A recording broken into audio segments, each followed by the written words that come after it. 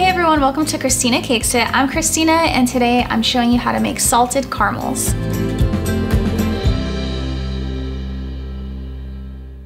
So this is another recipe that was inspired by my Williams-Sonoma Black Friday browsing. I just showed you guys how to make DIY toffee. That would be a great Christmas treat. And along with toffee, I saw that there were salted caramels on the website.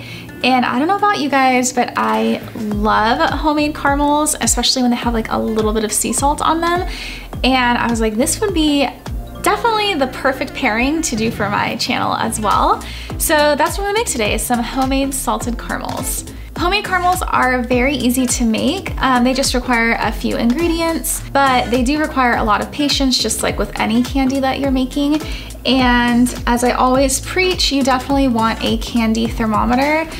I do not think that you can make these successfully without a candy thermometer, so if you don't have one, you definitely are going to want to get one. I cannot tell you how many times this little tool has come in handy for me over my years of baking. So before I get started and go over all the ingredients I'm going to be using, I have already prepared my 8x8 pan by covering it with parchment paper, and my little trick that I learned, I think on somebody's Instagram story, is line it with parchment paper and then use binder clips to clip it in, and it helps it like stay tight so it doesn't get like all bunched up.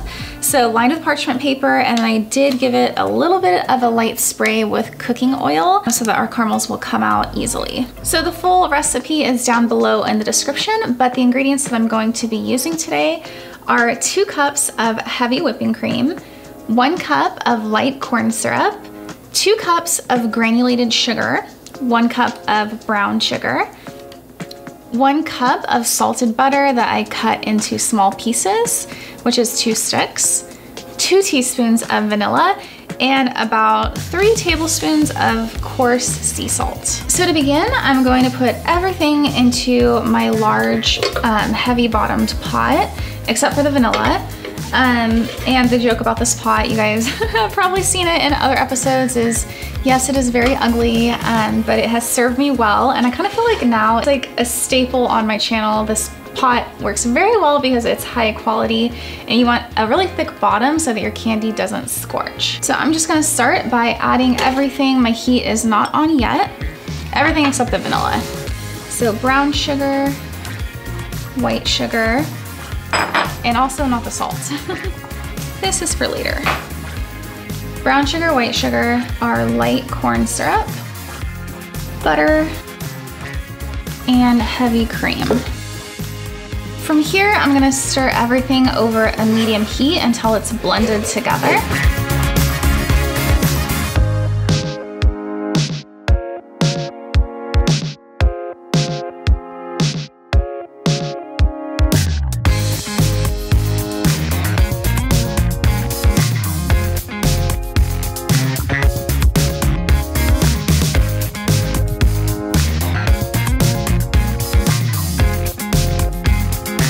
Once everything is melted together, I'm going to affix my candy thermometer to the side. So from here, I'm gonna turn my heat up to high, and I want this to come to a boil, and I'm gonna stir continuously.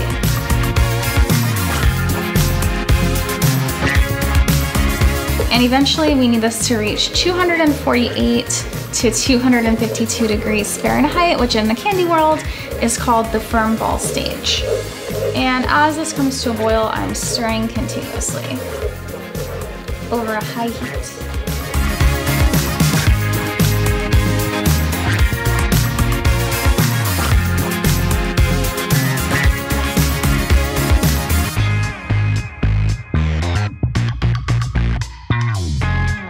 So once my caramel mixture starts to boil, I'm going to reduce the heat back down to medium, and I'm going to start stirring occasionally so I can give my arm a break.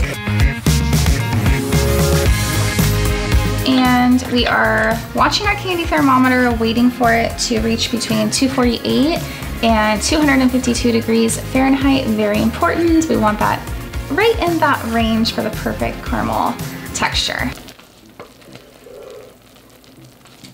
So my mixture has reached 250 degrees, so I'm going to turn it off. I'm then stir in my vanilla, and it's probably gonna splatter.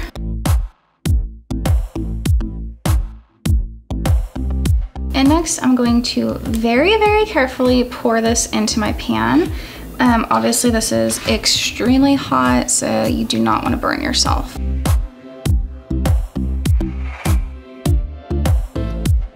And now I'm gonna let this sit for about 15 minutes before I sprinkle with half of my sea salt. So my caramels have been sitting for about 15 minutes, and I'm just going to add my sea salt flakes here, and I'm just gonna add about half of these.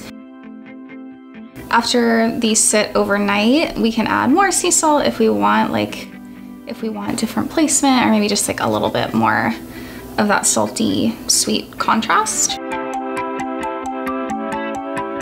This feels like I'm feeding a fish, actually, like when you give a fish food.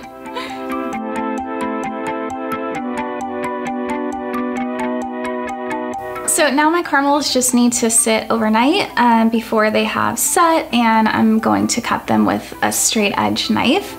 And the thing about caramels that is really great is they keep for a long time. So after these set, I'm gonna wrap them in wax paper, and they'll be good and fresh for up to 3 weeks. So it's like perfect for Christmas, like whether you want to mail them or get them ready as little treats. I hope that you guys really enjoyed this recipe, and if you have other ideas for Christmas candy that you want me to make, let me know. I'm definitely in the spirit to make more Christmas candy, and I would love your ideas. And if you did like this episode, don't forget to give it a thumbs up and subscribe to my channel.